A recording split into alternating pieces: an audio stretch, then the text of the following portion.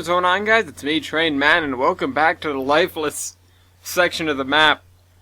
So here is the moment where we figure out how to make this lifeful. Check it out. There's trees, and they're living, and they're not dead, and it's not winter, and that problem solved. Let's move on to another one. Anyways, so we finally figured out how to make the trees, you know, a little more leafy. So we took care of that. That was first thing. That was the easiest thing to take care of. And then I decided to come over here and do a little bit of terrain work. And this is, I'm pretty sure this is all the terrain work we do in this episode. As far as things go from here on out, and leading up to this point as well, I've been trying to keep it so that we don't spend the whole of an episode doing one single thing. Why? Because it's boring. For you guys and for me. So if I spend the whole day terraining an area, you know, it's sort of a pain in the rear, but if I do it, it's because it was one big project that I felt like I needed to finish to round out something. This I just cordoned off a little section and took care of it. You can see there was an autosave there I locked up for a bit. And I think that's all I do in terms of terrain today. So, oh no, I do take care of this section as well. Alright, yeah. This makes sense. I was wondering why I was leaving it undone, and then I realized, oh wait, no, I didn't do that. I actually took care of it. So here's one of the little things I figured out. Whoop, what was that? Nope, can't answer that. So here's one of the things I figured out while I was doing this, and that's when you're taking a square area that's obviously not planar, and you're trying to divide it into a pair of triangles which are planar, because triangles are, just by nature, then what you've got to do is you've got to find the highest corner and the lowest corner and connect those two, and that's what'll set you off doing well. I mean, it's not foolproof, and it sure as hell ain't perfect, but it is the thing to do next, I should say. You know, it's a step in the right direction. Alright, so now the rest of the episode is largely this. And this isn't fiddly bit stuff, of course, it's tree work. Although we do a little bit more than just trees. You'll see. See, we're coming up here on finishing this section right here, and we've got, like, fiddly bit stuff to work on here, but, you know, once again, no matter what it is, if we're doing a lot of it, it's going to be rather boring, and I really can't help that in a lot of cases, because, to be frank, you spend a lot more time doing boring stuff than you do other stuff. You know, you spend a lot more time working on, you know, covering the ground in trees than you do figuring out where the tracks go, unless you have a lot of tracks and not very many trees, which probably doesn't make for a good layout, to be honest.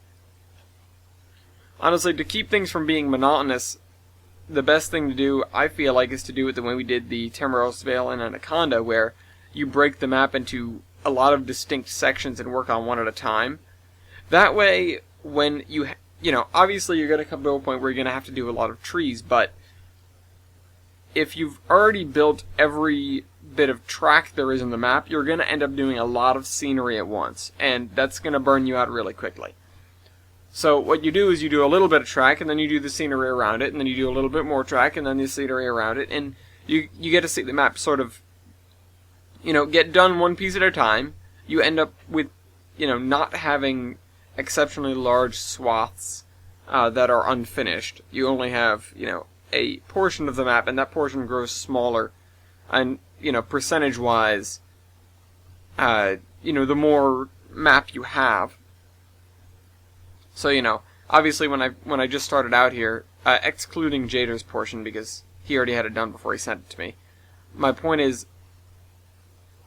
when I had just Troy, for example, without any ground cover or anything like that, when I had just the basic outline of where the city would be and some tracks, I had a lot less map done percentage-wise than, or rather, I had a lot more map that was unfinished percentage-wise than I do right now. Because right now, of course, I have I have a large portion that isn't finished, but that portion, despite being larger than Troy, is still, it pales in comparison to the amount of stuff that we've gotten done so far. So anyways, I plan to add, not lawns back here, but basically like just green space. I've been realizing that the city lacks a lot of green space, and so I've been going in and trying to plan out where that's going to be. Of course, we've got a couple of holes there where I'm not sure what we're going to put, but I was tempted to build like a playground or a park or something. That isn't one of the things I got to today. What I did get to today was basically not polishing off the area, but doing a lot of the almost done work. Everything short of the fiddly bits in this area, and even some of them. Because you guys know me, I don't get too ridiculously detailed. I'm not one for the small intricate scenes, because I'm trying to work on a very large picture as opposed to hopping from town to town and making, going down to the letter with people and with, individual vehicles and this, that, and the other. And frankly, I don't think I excel at it anyways. There are definitely people in the group that do, sort of the small scale work a hell of a lot better than I do, and one of those being Wybold, of course. I'm the king of small scale here in more ways than one. I'm just gonna let that hang there. Anyways, I'm huge and the babes go wild, and we're almost done with the forest over here on this side of the tracks. I decided to do it in sort of segments and leave the middle all set, or leave the middle undone so that we could take care of it later, because I really wasn't sure what I wanted to do with the middle, and a lot of it ends up being non-treed. Okay, so I came over here and did this, and taking inspiration from Wybold, I did that, just to make it a little bit nicer looking. And then I added some railroad crossing signs. We could ATLS this, or somebody else could, Somebody else could ATLS this, and yeah, I don't know. Anyways, I noticed somewhere through here that these guys are missing all of the buffers. Why? I have no idea. But I decided to go ahead and put the buffers back, for the sake of having buffers. I should have checked the other towns, because I swear there were definitely, track end things here. There should have been. There almost definitely were. I don't know what happened to him. I blame Jader, actually. He had the map. Makes me wonder what else is missing. Anyways, so I have to nudge these trees around to sort of get them in position where they'll be up against everything. When you have a 200 meter wide spline, that becomes a problem very quickly. I know there is a 100 meter wide spline, but I totally forgot about it until just now. I could have tried it, though. It's also the length of the spline that's a problem, but anyways. I fiddled with this for effing ages before giving up and doing that. And then I was going to just put, things down there. I'm guessing those are ATLS related. I have no idea how ATLS works. Anyways, well, I sort of have an idea. I've looked at ATLS crossings and stuff before. It's not like I can't identify one, or the individual parts of one. I'm just not entirely sure how they work. It involves invisible track and invisible trains or something like that. Invisible things that are essentially trains, because they're not actually trains. Anyways, so we've got this, and this was supposed to be like the old highway, and I was going to do it differently, but it's really just a gravel road now. And so I'm going to cordon off that triangular area down there as another sort of park thing, and make the little stop there a little stop. I don't know what else to call it. It's exactly what it is.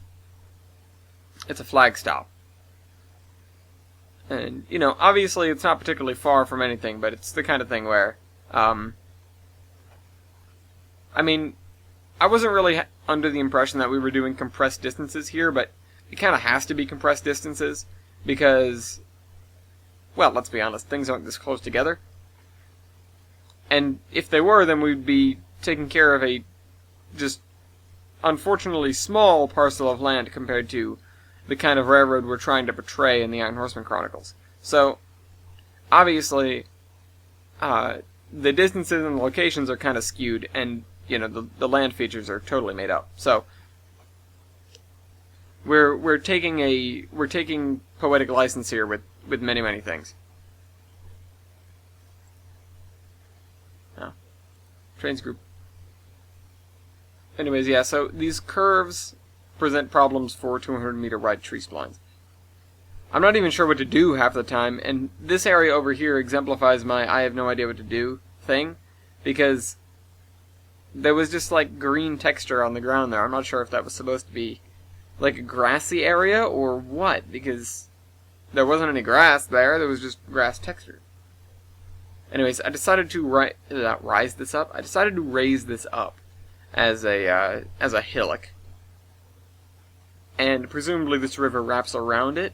And I was going to add like a defunct, or not defunct, but you know, like an oxbow lake that's separated from the river.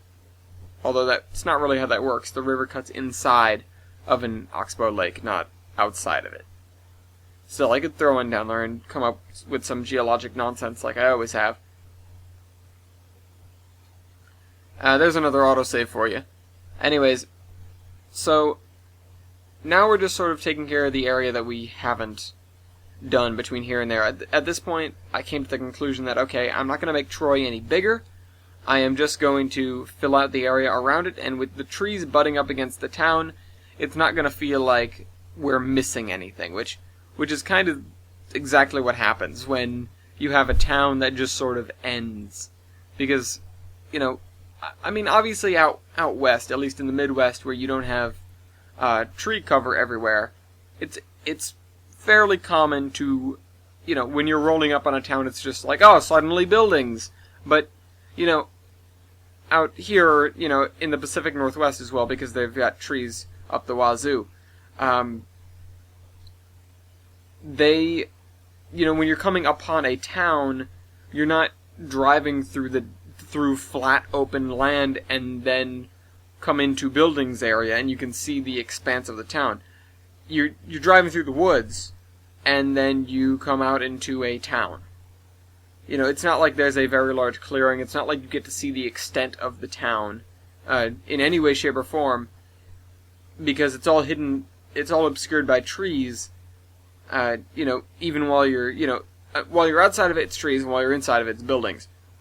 And so the not being able to see the edge of the town was something that I realized I had to do in order to make myself okay with what we're doing here. Now, I think I'm going to make another little industrial park over there, but I'm not sure how much of one. There's definitely going to be some sort of operation over there, but maybe it's just going to be using like the one input track, or this, that, and the other. Yeah, maybe it's fairly self-sufficient. But I'm not really sure what I'm going to do with that. So, also we've got a little boat launch here. I was looking just for a boat ramp, but couldn't find one. Wasn't sure I was looking for the right thing, but even if I was, whatever. Came over here to check on how this looks, because the stuff Jader did looks fantastic, so I wanted to emulate that, and then realized, no, I really don't like how thin these splines are, and how much they're repeating, and this, that, and the other, so I was like, okay, you know what, I'm just gonna grab some of the splines I used before, and in the meantime I realized that I hadn't done this section over here yet. So, yeah. So I take care of this real quick. And it wasn't really real quick, of course, but I got to it. And that's important, I guess. The reason I'm doing the line between here and there is because, well, because it's going to be on display, sort of. It's going to be, not featured in an episode, but it's going to be present, I guess. When I was recording Dan's Aster, which is episode 7 of Season 1 of the Iron Horseman Chronicles, I had to be careful towards the edge of Troy to position the camera in such a way where you wouldn't be able to see the fact that the town ends right there and there isn't anything after it.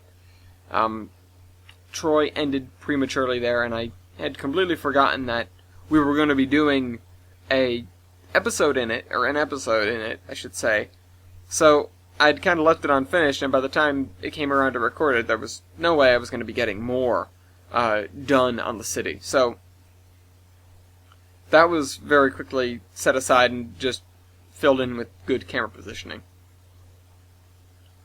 Anyways, we take care of the grass in here naturally, and so this is a spline. I probably could have used a different one, but I spin that one around so the hard edge is not pointing towards anything in particular. Anyways, I hope you guys enjoyed this video, and I'll see you next week.